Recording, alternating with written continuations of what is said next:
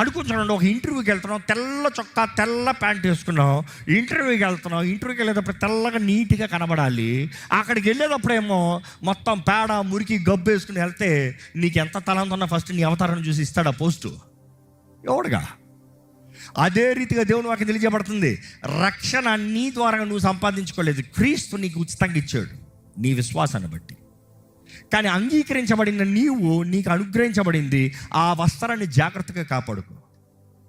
పిచ్చి పిచ్చిగా బ్రతుకుతాం కాదు, ఎక్కడ పడితే అక్కడికి వెళ్తాం కాదు, ఎవరితో పడతాం వారితో స్నేహం కాదు, ఏ రీతిగా అలాగ బ్రతుకుతానికి కుదరదు. ఎందుకంటే దేవుడు ఇచ్చిన దానికి లెక్క అడుగుతాడంట. చాలాసార్లు అనుకుంటాం దేవుడు అన్నీ ఫ్రీగా ఇచ్చాడని. దేవుడి దగ్గర ఫ్రీ అన్న మాట లేదండి, ప్రతిదానికి ఒక వెళ్ళ ఉంది. ఆయన్ని అంగీకరిస్తాం కూడా ఓరికే కాదు, ఆయన అంగీకరించిన వారు లోకాన్ని అసహించుకోవాలి, ఆయనతో బ్రతకాలి. There is a price to pay. ప్రతిదానికి రక్షించబడిన నీవు లోకానికి నో చెప్పాల్సింది ఉంది. పాత జీవితానికి వెళ్ళకుండా, కక్కిన దాన్ని నాకకుండా ఆయన వెంబడించాల్సింది ఉంది. నువ్వు పడిన స్థితిలో ఉంటాం కాదు, లేచి ఆయన వెంబడించాల్సింది ఉంది. ఎవడైనానో నన్ను వెంబడించగోరిన ఎడల తన్ను తాను ఉపేక్షించుకుని తన సిలువెత్తుకుని అనుదినమో నన్ను వెంబడించాలి.